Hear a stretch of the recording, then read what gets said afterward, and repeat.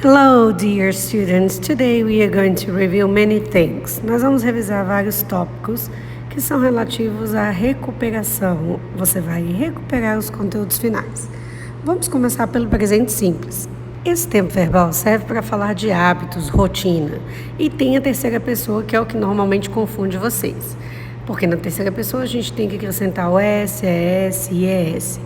O presente simples ele é utilizado, como eu já falei, para falar de hábitos, rotinas. Então, normalmente, ele vai ser acompanhado por advérbios de tempo que são relacionados aos hábitos, como todo dia, toda semana ou toda segunda-feira, por exemplo. É um hábito, então ele vai ser demonstrado como tal. Aqui nós temos as frases: eu sempre acordo às 7 toda manhã, por exemplo.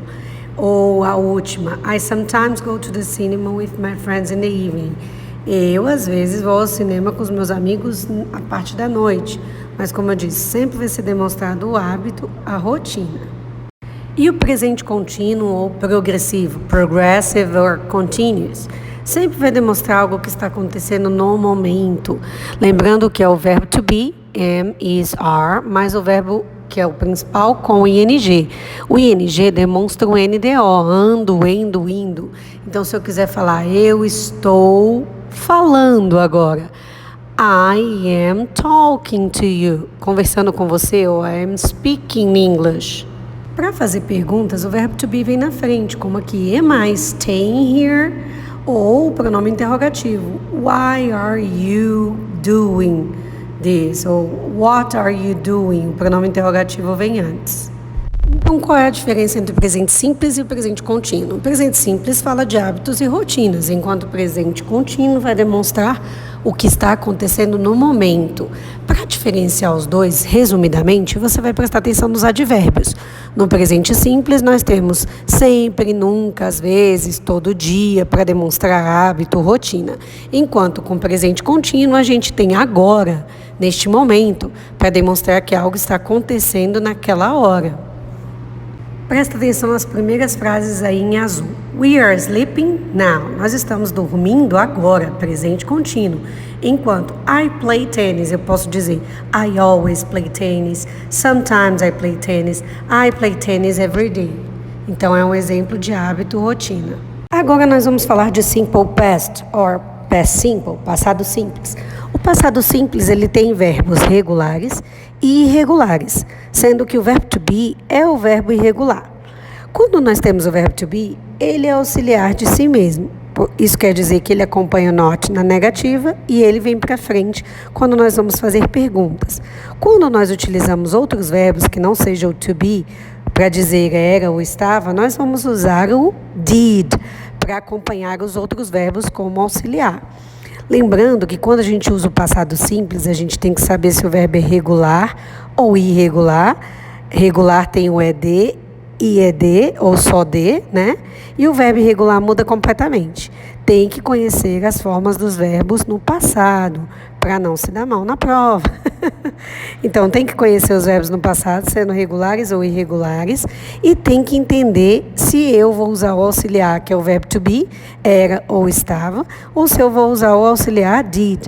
Também temos que lembrar que se utilizarmos a forma did, o verbo volta para a forma normal. O que isso quer dizer? O infinitivo sem o to. O passado contínuo, assim como o presente contínuo, demonstra algo em continuidade, uma ação progressiva. Então, quando a gente usa o passado contínuo, a ação estava acontecendo. Não está acontecendo, estava. E aí a gente tem o verbo to be no passado, was e were. Aqui, por exemplo, a Ellen estava cozinhando enquanto sua irmã estava assistindo TV. Duas ações progressivas no passado. Então, qual a diferença entre o passado simples e o passado contínuo? O passado simples, a ação já vai ter se encerrado, é uma ação que já foi acabada em tempo determinado. Enquanto o contínuo, ela estava acontecendo, mas também no passado.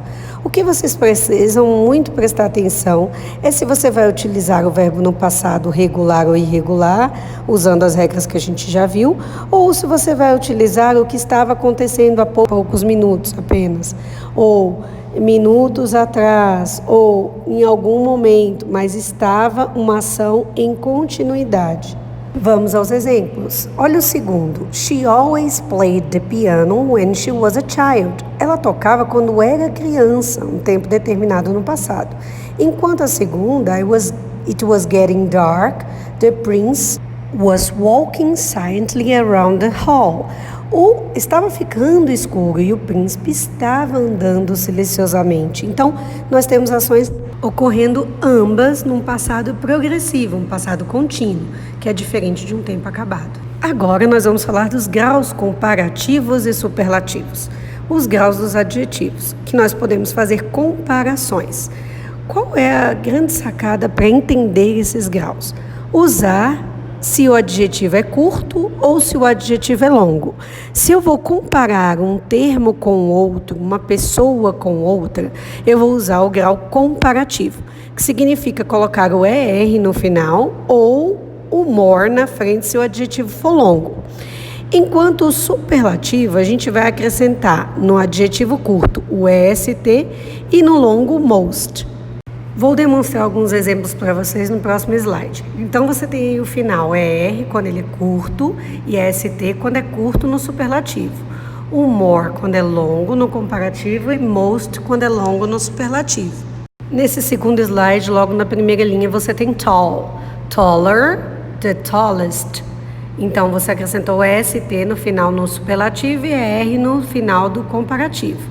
Claro que existem os irregulares. Vamos observar. Good não pode virar gooder, tem que ser better or the best. Mesma coisa, bad, você não vai dizer better. Então você precisa ficar atento à formação desses adjetivos irregulares. Vamos falar de advérbios?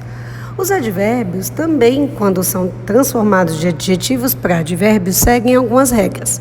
Quando nós falamos de advérbios de modo, nós vamos acrescentar o LY. Como se fosse mente em português, belamente, vagarosamente, felizmente. Portanto, para transformar um adjetivo em um advérbio de modo, resumidamente, é só acrescentar o LY. Claro que existem regras específicas do acréscimo de cada um. Então, observe o quadro. Vamos falar agora de verbos modais. Bem, os verbos modais e não modais, eles se modam a cada parte das sentenças. Se você quer falar de um conselho, se você quer pedir uma permissão, cada verbo vai ser específico para determinadas situações. Existe um vídeo meu específico só falando dos verbos modais, mas observe aí primeiro. Ability, habilidade. A gente pode usar can ou could. Por exemplo, David can speak 3 languages. O David consegue falar 3 línguas. Podemos observar, por exemplo, que no último de possibilidade, possibility, o can e o could aparecem também. É porque os verbos modais eles podem ser usados em mais de uma situação. Enfim, é importante que você pratique e lembre-se de que o verbo modal sempre é auxiliar de si mesmo, ou seja, quando fazemos perguntas, os verbos modais normalmente aparecem na primeira posição. Can I sit in that chair, please? Could I open the window? Can I go now? Can I finish this video?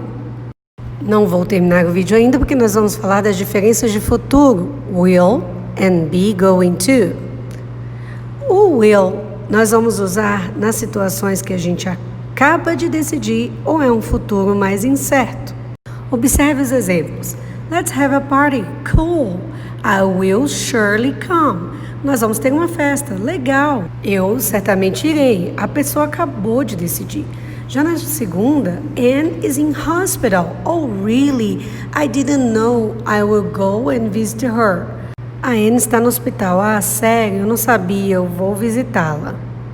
Em ambas situações, a gente está acabando de decidir algo e é um futuro mais incerto.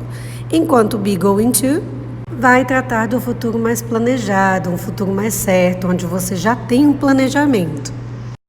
Sue and I have decided to have a party. We are going to invite lots of people. Nesse caso, vai ter uma festa e nós planejamos que vamos convidar muitas pessoas. Na segunda, tem a mesma situação da Anne estar doente no hospital, mas você está planejando a visita. I'm going to visit her tomorrow. Então, temos a palavra amanhã para demonstrar que é algo planejado. Essas foram as diferenças básicas de futuro e eu espero que tenha abordado todos os tópicos para que você não tenha dúvidas. De qualquer forma, se você ainda tiver dúvidas, pode me consultar e pedir minha ajuda, ok? Vejo vocês, see you and good luck!